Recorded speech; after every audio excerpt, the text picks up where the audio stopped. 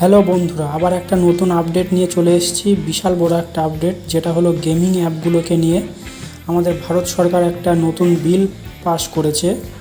যে বিলে বলা হয়েছে যে যত গেমিং প্ল্যাটফর্ম আছে, যেমন ড্রিম11, মাই11 সার্কেল, রিয়েল11, পোকারবাজি, এমন যত আরও যে গেমিং অ্যাপগুলো আছে যেখান থেকে রিয়েল মানি ট্রানজ্যাকশান হয় বা রিয়েল মানি দিয়ে গেম খেলা হয়, সেই প্ল্যাটফর্মে নিয়ে একটা বিল পাস করেছে, যেখানে বলা হয়েছে যে ইউথ প্রজন্ম যে এই গেমিং অ্যাপগুলোর প্রতি অতিরিক্ত আসক্ত হয়ে পড়ছে।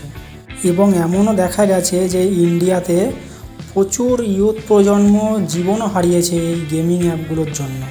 কারণ লাখ টাকা জেতার স্বপ্নে তার বেশি লাগিয়ে দিচ্ছে, যেরকম জিতলে 1000 টাকা প্রাইজ, লাখ টাকা প্রাইজ, লাখ লাখ টাকা খেলার চক্করে রিয়েল টাকা লাগাচ্ছে এবং সেখানে হেরেও যাচ্ছে, এবং সেই জন্য অনেক দুর্নীতিও বেড়ে চলেছে।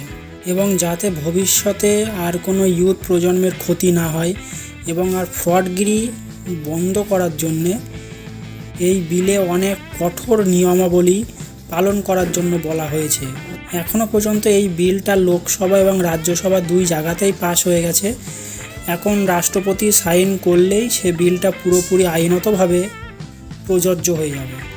এবং আরও বলা হচ্ছে যে এর ফলে হয়তো ফ্রড ও দুর্নীতি কমবে, এরকম এমনই আশা করা হচ্ছে।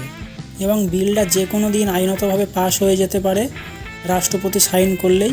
এবং আইনতভাবে পাস হয়ে যাওয়ার পর আমরা এর ডিটেলসে আলোচনা করব যে বিলটা কি লেখা আছে বিলে, যখন বিলটা আমাদের সামনে চলে আসবে।